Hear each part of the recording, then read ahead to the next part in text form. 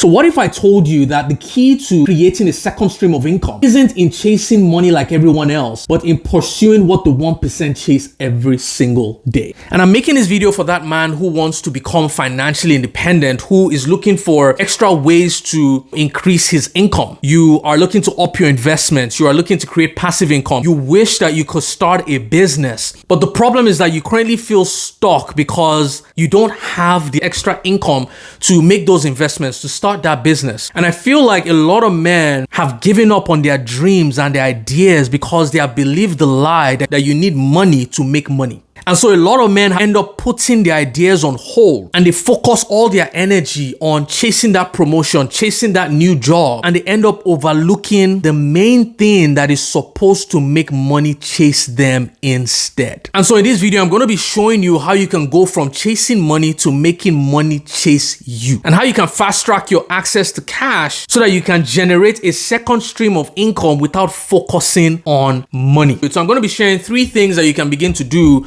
to make money begin chasing you instead. And the first thing is that the 1% don't chase money, they chase pain.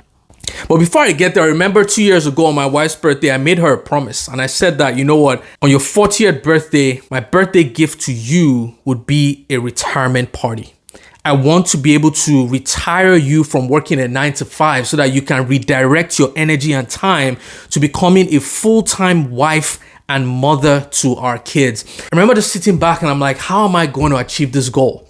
Like, how am I going to replace her income in the next 4 years? Like, first thing I did was I brought out my bank statement. And I'm like, yo, what are the expenses that we can cut out? And how can I get extra income at the end of the month to actually invest and focus on building the business and all that? And I remember just going through my statement and I couldn't remove anything. Like, I removed like maybe 5% of the expenses on my statement. I'm like, I don't have an expense problem. I have an income problem, right? How am I going to increase the income that I'm currently making to the point where I'm able to allow my wife step away from my job, right? And so when I realized that I couldn't remove any expenses, I'm like, what's the next option? I need to be able to create passive income, right? Like, what are the assets that I can invest in that will be able to produce a cash flow that is able to replace her income in the next 4 years? And by the time I did the math, okay, I looked at properties, how many properties can we buy in the next 4 years to produce the income that she's making from her 9 to 5 right now. By the time I did the math, I realized, I'm going to need at least $1 million at least to be able to produce a cash flow that is able to replace her income. So I remember I sat down, I'm like, you know what, why did nobody forced me to make this promise, why, what pushed me to make her this promise? Did I make a mistake? Because this was a huge problem that I was facing. I'd given my wife my word. How was I going to back this word up? And as I was thinking about it, the question popped up in my mind. I'm like, how did Jesus solve problems without money? Because I feel like that is our role model. That is our example. He never lacked. How did he do it? I remember, there was a story in the Bible where he was able to feed 5,000 people. He didn't have any money. I remember he asked the disciple, how are we going to feed these people? And the disciple's mind automatically went to money. He's like, 1 year's wages isn't enough to feed all these people. And I find that a lot of us, whenever we are faced with big problems, the first thing that comes to our mind is, how much do I need to fix this problem? Our mind immediately goes to money. And I'm like, Jesus never thought about money when he was about to fix problems.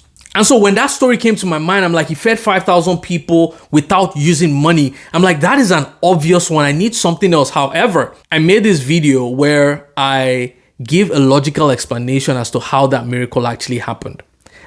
The Holy Spirit showed me how Jesus was able to feed over 5,000 people with 5 loaves of bread and 2 fishes. And I know a lot of people, when you read the Bible, you read stories like this and you begin to doubt. You're like, how did this ever happen? Is this like some fantasy or whatnot? But if you check this video out, I give a logical explanation to how miracles, especially this miracle of feeding the 5,000 actually happened. And I believe that watching this video is extremely important because you cannot attract what you do not believe. If you do not believe in the supernatural, then you cannot attract supernatural results into your life. And so click this. Remember, clicking on this link doesn't take you out of this video. It only queues it up for the next video. I believe that this would be a critical video for you to watch right after this one. Remember, that story came to my mind. I'm like, no, God, like I want a story that isn't as obvious, right?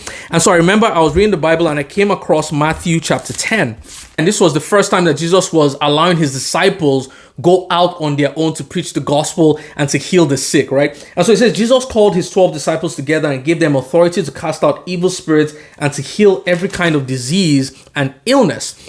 And I remember reading this and I'm like, backstory. He had called 12 disciples to himself. These 12 men had left their jobs. They had left their livelihood, their families to follow Jesus. They had left everything to be totally dependent on Jesus. And for the first time, Jesus was sending them out on their own. This was their first mission trip. They needed money to eat. They needed money to get water. They needed money to stay in a hotel, right? A place to sleep. And I felt like the natural thing to do was that Jesus would give them money to be able to satisfy these needs. But guess what happened? In verse 7, it says, go and announce to them that the kingdom of heaven is near. Heal the sick, raise the dead, cure those with leprosy, cast out demons, give as freely as you have received. Then in verse 9, it says, don't take any money in your money belts. No gold, no silver, or even copper coins. Don't carry a traveler's bag with a change of clothes and sandals, or even a walking stick. And I'm like, can you imagine being one of the disciples? I'm about to head into a different town, a different city, and I have no money. But Jesus was trying to teach them something. He was trying to teach them that your value is not in the amount of money you have, but in the amount of pain that you are able to take away. He was trying to teach them a lesson that if you're able to take pain away, your food, your shelter, money is the direct byproduct of taking people's pain away. He told them, if you go and you heal the sick, people who are in pain, if you cure those with leprosy, people who have been ostracized for having this condition, if you raise the dead, if you cast out demons, if you take pain away, money and provision will be the direct exchange of fixing this problem of pain. Have you ever wondered what made Jesus so valuable when he was here? Jesus didn't just come to manage the pain, with the doctors of the time were doing. They were helping manage the pain. Jesus didn't come to manage the pain. He came to take the pain away. He came to take physical pain away in terms of sicknesses. He came to take the emotional pain away. And check this, the woman with the issue of blood, the doctors had helped her manage her physical pain, but she still had to deal with the emotional pain of being ostracized from her family. She couldn't spend time with them. But when Jesus came, he took the pain away to the point that she got her self-esteem back. She was able to spend time with the family members that she hadn't been able to spend time all the while that she had this physical ailment. Jesus was valuable in his time because he came to take pain away. He came to take our spiritual pain away, where we were disconnected from God. When God wanted to tell us something, there was a disconnect between the head and us as his body. And so he came to take that spiritual pain away to the point where he was able to reconnect us back to him. And so Jesus was valuable because he took pain away. He didn't just manage pain. And so 3 things that will make money begin to chase you is, number 1, discover the pain that you were born to solve. This is what we call your purpose. A lot of people say, oh, your purpose, your purpose. What does purpose really mean? Purpose is discovering the pain that you have been created to solve. A lot of people are focusing on money, and by focusing on money, you are ignoring the pain that is supposed to produce the money. And this is what the 1% understand, is that people don't like experiencing pain. People will pay to remove the pain that they are currently experiencing. The bigger the pain, the bigger the profit. The reason why you were hired in your job was to take pain away, not to add pain to it. That's why people get fired from that job, is that we hired you to take pain away, but you are inflicting more pain into the system, and so we need to get rid of you. And so the more pain you solve, the more valuable you are. And there's a mindset shift that a lot of Christian men need to begin to have, because a lot of Christians, we see problems as attacks from the devil, when unbelievers are seeing the same problems as opportunities. And this is why it's important, because if you see problems as an attack from the devil, then you become defensive instead of going on the offensive. You see problems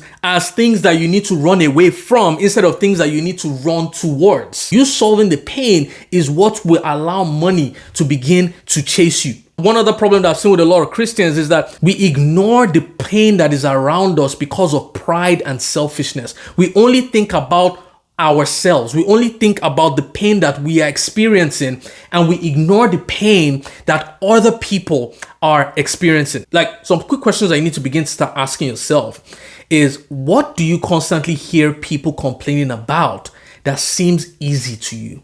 Because you need to discover the pain that you've been created to solve. Begin to ask yourself, like, what do you constantly hear people complaining about that seems easy to you? Because I found that a lot of us, we tend to underestimate the things that come naturally to us, the things that come easy to us, the things that we are skilled at.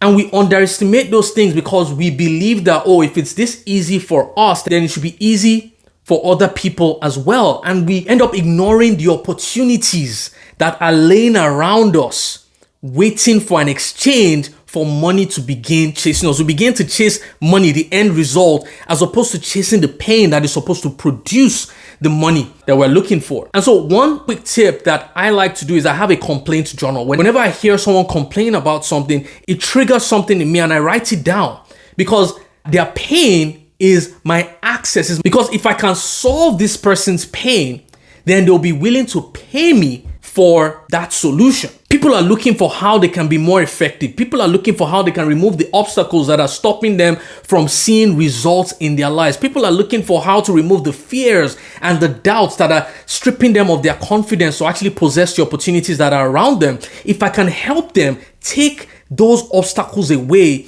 and make them begin to see results in their lives, and they'll be willing to pay me, money will begin to chase me, not me chasing money. And there's this guy that I totally respect from back home, TDA, like Daria Liu.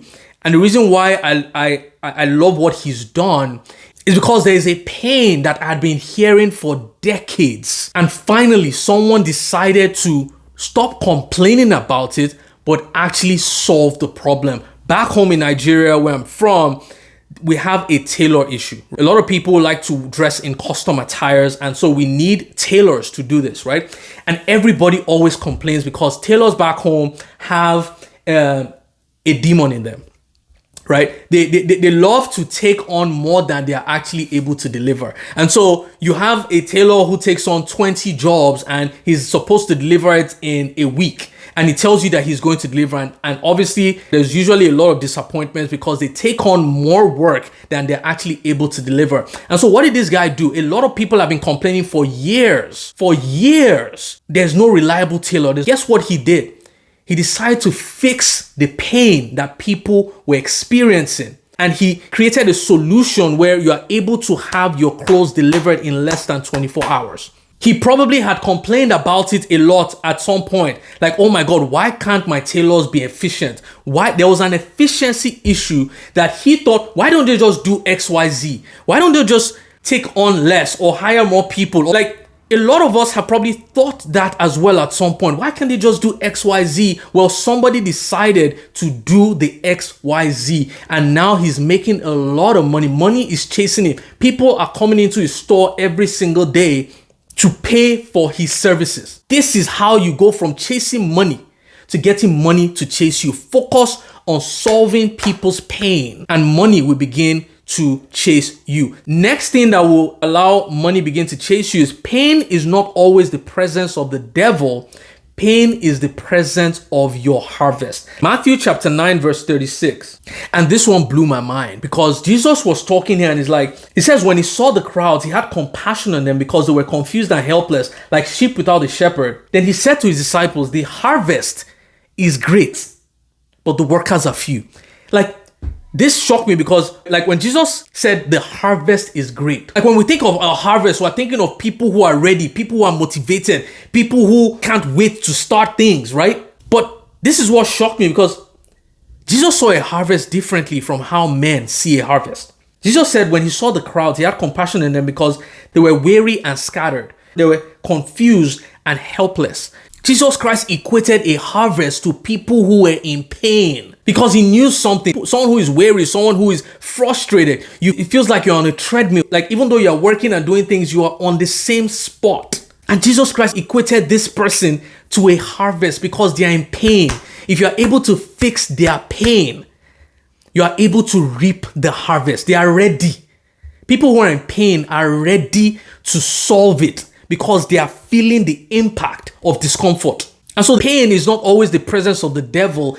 Pain is the presence of your harvest. If you are able to see the pain around you, you are seeing harvest. A lot of us ignore these things. We ignore them. We're like, oh, like these people, they don't need my help. They are the ones that need your help. The challenge is that we're trying to help the wrong people. We're trying to help people who don't recognize the pain that they are in. People who don't know that they need help. Let me debunk something real quick, because yes, Jesus Christ came with the good news, but Jesus Christ didn't give the good news to everybody. Jesus came with good news, but the good news was not for everybody.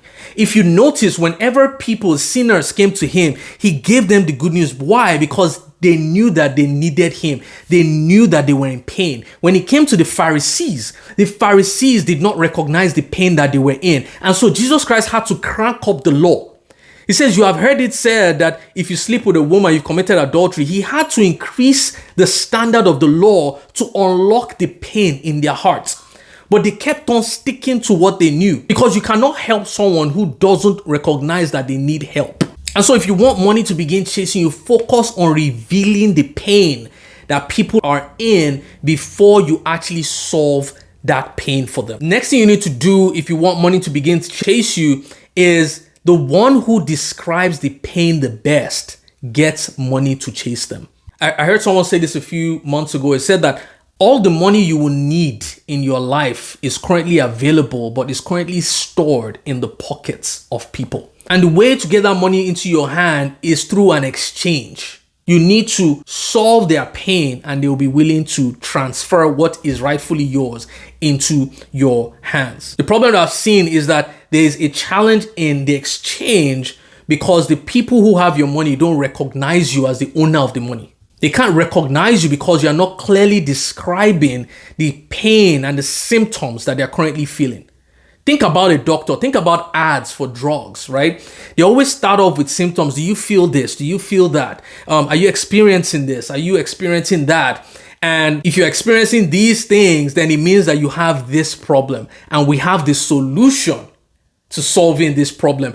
The one who is able to describe the pain and the symptoms best will get the recognition from those who have your money stored up with them. And so remember when I started my company back in 2010, when I just finished university, I had $0. I met my friend. I'm like, you know what, let's start this company. We had no money to invest in it. But guess what? The money that we needed to invest in this company was sitting in other people's pockets. And so what we focused on was building up a business plan that highlighted the pain that our solution was going to solve. And the people who had our money saw the proposal and they decided to invest in that business. We're able to raise over $100,000 to build that platform. Facebook, similar. TikTok. Like, think of all the businesses that we all use and are all successful. Most of them did not start with money. Most of them started with identifying the pain point in the market, and people who had the money to invest came in to support that idea, and all of a sudden they've been able to grow and become successful. And so I know there's this saying when people have a business idea and everyone is just like, just start.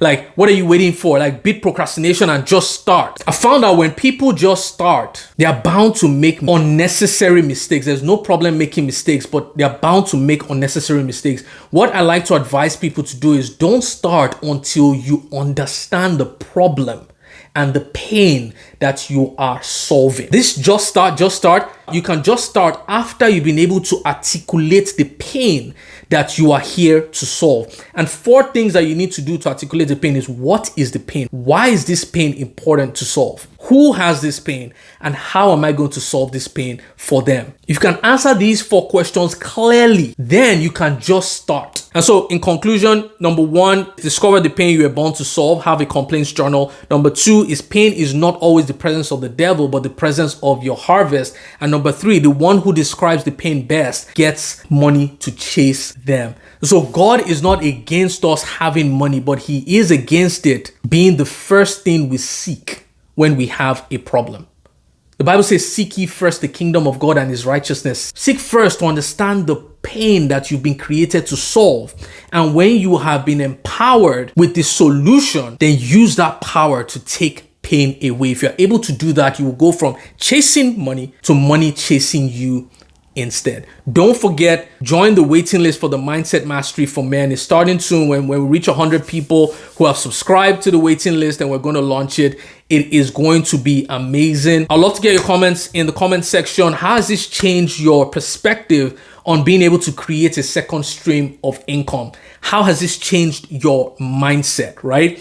By the way, guys, I need you guys to subscribe and like for the algorithm so that this video can be pushed to a lot more people who need to see this content. Thank you so much. See you guys in the comment section where we'll have a conversation, and we'll see you next week. If you have any questions or you want me to cover any topics, definitely put it in there, and I'll see you guys next week.